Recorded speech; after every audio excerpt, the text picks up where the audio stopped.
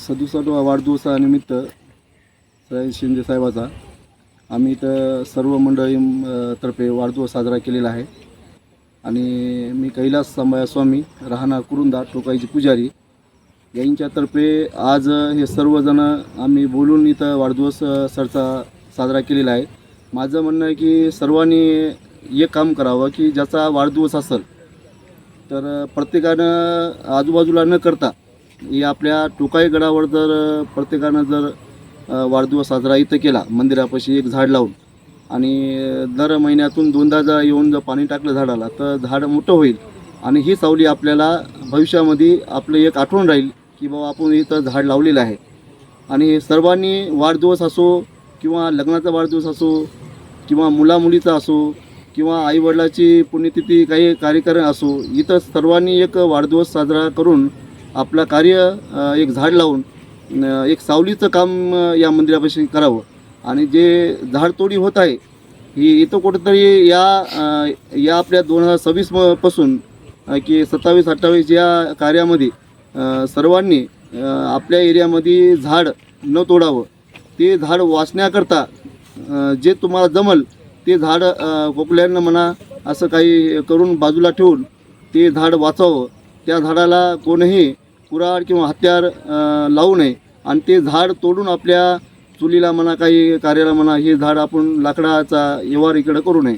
की आमचं एक विनंती आहे की प्रत्येकानं जर असं सहकार्य केलं तर या झाडाला आपण सुरक्षा आणि ते झाड आपलं संरक्षण म्हणून आपण साजरा करावं ही नंबर विनंती। 67 वृक्षारोपण झाडे लावण्याचं काम आज इथं झालेलं आहे आणि त्यांना सर्वांकडून आमच्याकडून वाढदिवसाच्या खूप खूप शुभेच्छा।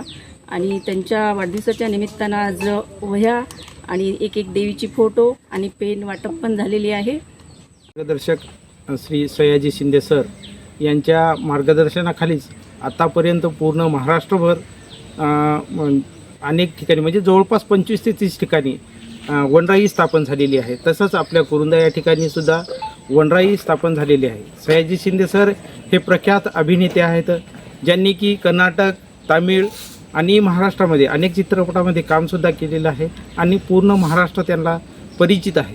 त्यामुळे सरांनी त्यांच्या आईला एक वचन दिलं होतं की मी जोपर्यंत असेल तोपर्यंत हा महाराष्ट्र पूर्ण हिरवागार करून सोडेल। तेव्हा त्यांनी आपल्या कुरुंदा या ठिकाणी सुद्धा आम्ही सह्याद्री देवराई फाउंडेशनची स्थापना करून जवळपास या ठिकाणी 35,000 झाडं लावून पूर्ण झालेत आहे आणि त्याची जोपासना पण योग्य रीतीने करण्यात आलेली आहे।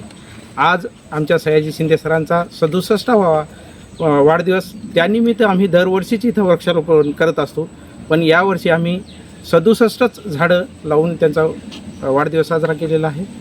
अशा प्रकारे सह्याद्री देवराई फाउंडेशनच्या वतीनं सरांना पुन्हा एकदा वाढदिवसाच्या शुभेच्छा देतो आणि थांबतो। झाडे लावा झाडे जगवा जी म्हण आहे त्याच्या विपरीत वसमत तालुक्यामध्ये घडताना आपण बघतो। याच्यासाठी नेमकं काय केलं पाहिजे? नागरिकांनी पुढे यावं की शासनानं पुढे यावं, प्रशासनानं नियम कडक करावं, काय कसं बघता? आपण बघतो मागच्या काळामध्ये ऑक्सिजनची कमतरता अभावी आपल्या भारतावरच नव्हे तर पूर्ण जगावर जे सावट आलं होतं, आपण त्याला कोरोना म्हणतो, त्या महामारीतून बरेच जण आपल्यातून निघून गेलेले आहेत। त्यामुळे वृक्षतोड ही कुठंतरी थांबली पाहिजे, नव्हे तिथे बंदच झाली पाहिजे असं आमचं सह्याद्री देवराई फाउंडेशनच्या वतीनं मत आहे। जी वृक्षतोड होती आहे ती अनाठायी होती आणि त्याच्यावरती निर्बंध बसावा, ह्याच्यासाठी शासनानं सुद्धा ठोस पाऊल उचलले पाहिजे आणि म्हणजे जनतेनं सुद्धा त्याच्या विरोधात काहीतरी पाऊल उचलले पाहिजे असं मला वाटतं। आणि ही वृक्षतोड नाही थांबली तर भविष्यामध्ये लोकसंख्या वाढत जाईल आणि वृक्ष कमी होईल, त्या कारणानं ऑक्सिजनसुद्धा कमी पडत जाईल। म्हणून ही वृक्षतोड थांबणं अत्यंत आवश्यक आहे। त्याच्या आईला जे वचन दिलं की बा मी सगळं हिरवळ करीन, आजच्या पिढीला कसं आहे झाडं जिथं तिथं नाहीशी झालेली आहेत आणि आज जे टोकाई गडावर वृक्षारोपण झालं आणि इतकं करमत आहे। आज आम्ही कुरुंदवासी समजा गावात न करमलं तर टोकाई गडावर येतो।